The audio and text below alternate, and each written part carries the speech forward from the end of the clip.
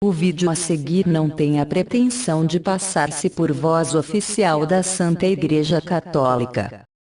Caso haja alguma falha ou incoerência aos ensinamentos da Santa Igreja, a exemplo de São Tomás de Aquino, digo: se, por ignorância, fiz o contrário, revogo tudo e submeto todos meus escritos ao julgamento da Santa Igreja Romana.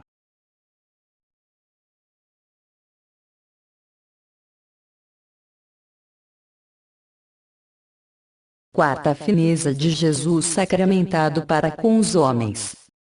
Jesus se deixou sacramentado para renovar de algum modo sua encarnação. Eu não ignoro que o Verbo Divino está de tal sorte satisfeito com aquela sacratíssima humanidade que uma vez uniu a sua natureza, que nunca a apartou de si por toda a eternidade, nem se uniu a outra com hipostático vínculo.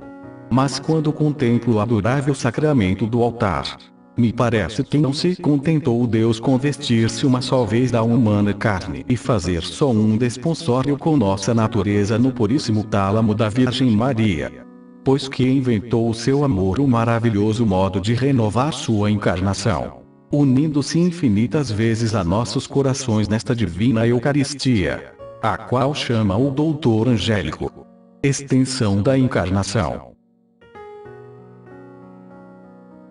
Prodigioso foi, sem dúvida, o decreto que saiu daquele divino real conselho, de que o divino Verbo tornasse uma vez carne humana. Mas naquele tribunal de amor se determinou que o mesmo humanado Verbo se sacramentasse para unir-se inúmeras vezes aos homens. A primeira encarnação se fez em um só lugar e com uma só humanidade, de sorte que em uma só parte do mundo estava Deus-homem. Porém, não satisfeito o amor divino, fê-lo unir neste sacramento. E como que encarnar em tantas naturezas e em tantos lugares quantos são os homens que comungam e os altares em que se consagra seu corpo. Não quis o amantíssimo Jesus que só Belém fosse testemunha de seus desponsórios com nossa frágil e terrena natureza, porque de tal sorte ficou enamorado dela seu ardente coração, desde o primeiro ponto que se desposou com ela no puríssimo seio de Maria, que logo inventou novos modos de uni-la mais vezes aos amorosos peitos de sua divindade. Eu pasmo quando considero como depois que Deus criou o homem e lhe infundiu uma perfeita alma intelectual, cuja admirável e espiritual substância tirou do íntimo de suas entranhas, quis destruí-lo totalmente. O homem, viva imagem de Deus, para cuja formação concorrerá toda a Santíssima Trindade, com tanto zelo e cuidado que chegou a dizer Tertuliano que foi esse todo o empenho de seu engenho. Quer Deus aniquilá-lo em um ponto, arrependido de tê-lo criado. Mas não o fez assim Deus depois de ter unido a si esta nossa caduca humanidade. Pois tão longe esteve de arrepender-se que instituiu um sacramento no qual milhões de vezes se une a nossa natureza. Quis o divino Verbo tomar uma natureza criada para sair já daquele paterno peito onde estava encerrado desde o princípio sem princípio de toda a eternidade. E, sendo a natureza angélica mais perfeita e nobre que a humana, não quis ser anjo, senão o homem.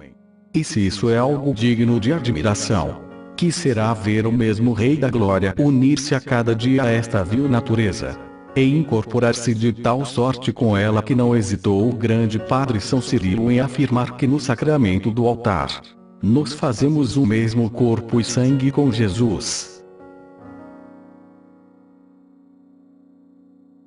Creio verdadeiramente que todos os angélicos espíritos estão admirados aos pés de nossos altares, vendo os excessos de amor que usa seu monarca com esta frágil massa humana. E que se sua natureza fosse capaz de invejar, esta só lhes atormentaria o coração, vendo que não mereceram nunca tais finezas de amor de seu Criador. Aquele anjo que levou o pão a meu pai Santo Elias no deserto, não diz a Escritura que lhe deu, senão que, estando o profeta dormindo, lhe lançou. Sobre isso, refletindo engenhosamente Santo Hilário, diz que a causa foi que, sendo aquele pão figura do Eucarístico, quis mostrar o anjo que invejava a felicidade de Elias, a quem o trazia para comer.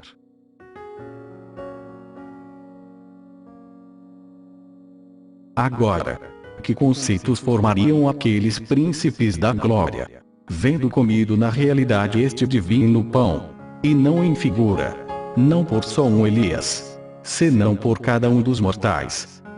Quantas vezes diriam uns aos outros: ó, como se renovam agora aqueles prodígios que nós vimos no portal de Belém, quando, baixando milhares do céu à terra, anunciamos a paz aos homens.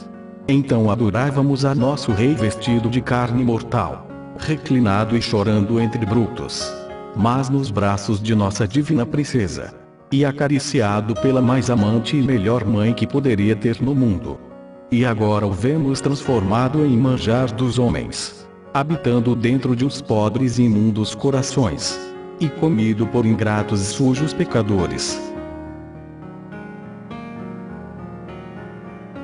A nós, cortesãos mais íntimos do Altíssimo, que por ele ardemos em um contínuo incêndio de amor, uma só vez não se nos concedeu que a cada dia, espontaneamente, se oferece a vileza humana. Ó, se nos fosse possível receber também o corpo de Jesus em nossos seráficos corações!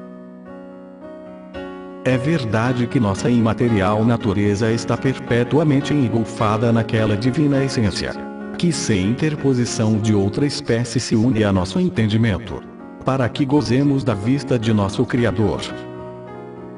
Mas, dessa nova e amorosa união sacramental com sua carne e com seu sangue, não quis ele favorecer nossa natureza. Estes admiráveis desponsórios, esta inefável eucarística encarnação só foi reservada aos homens. Povo e raça humana, favorecida, elevada e divinizada por Deus. Ó amor infinito de Jesus, que, não satisfeito de ter se encarnado uma só vez no seio puríssimo de Maria, o fazes sacramentalmente todos os dias, encarnando no peito de miseráveis criaturas.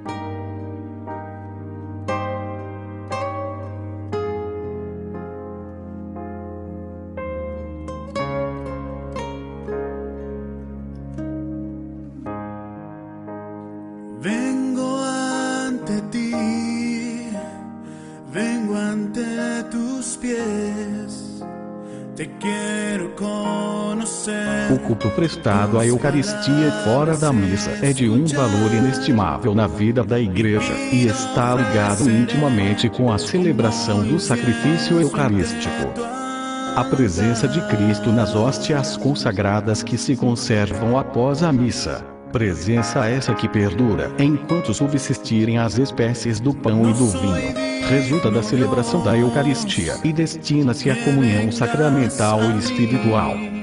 Compete aos pastores, inclusive pelo testemunho pessoal, estimular o culto eucarístico, de modo particular as exposições do Santíssimo Sacramento, e também as visitas de adoração a Cristo presente sob as espécies eucarísticas.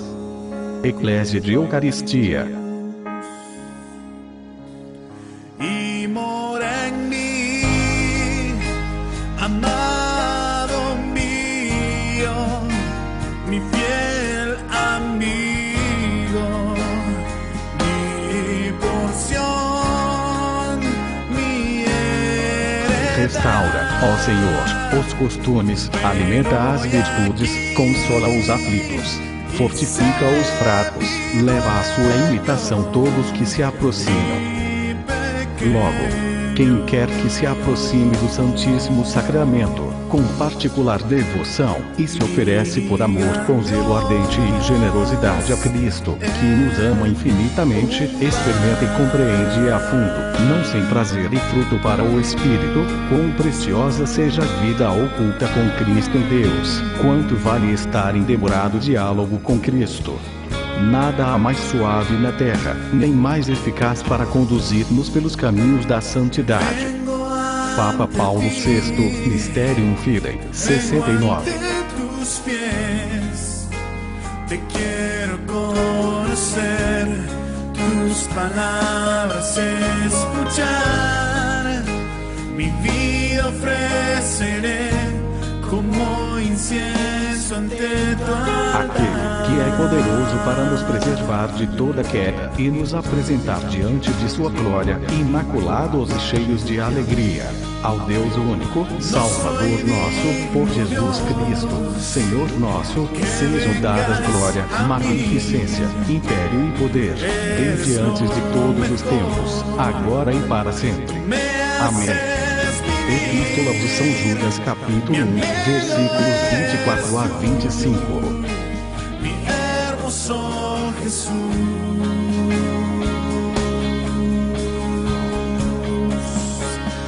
y mora en mí, amado mío, mi fiel amigo. Te elegi como a minha riqueza. Em ti está o meu coração, minha herança e fortaleza, minha vida e salvação. Ven hoy aquí y sé mi dueño, mi pequeño,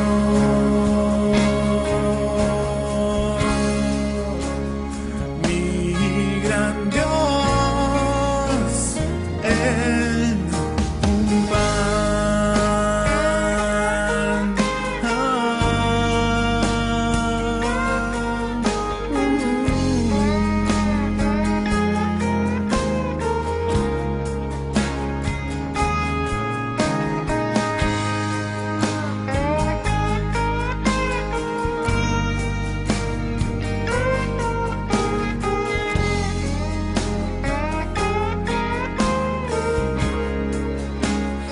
Y mora en mí,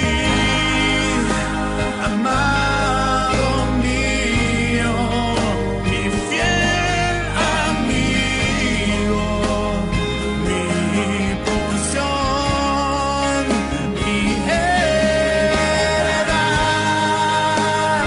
Ven hoy aquí y sé mi dueño, mi pequeño,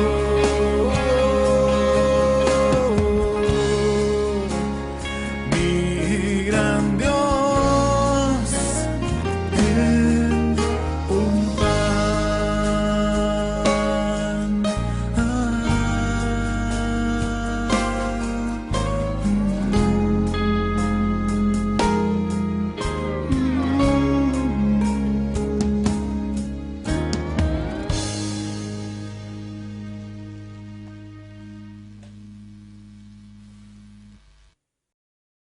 Nem todos os homens são iguais. Alguns amam a Deus,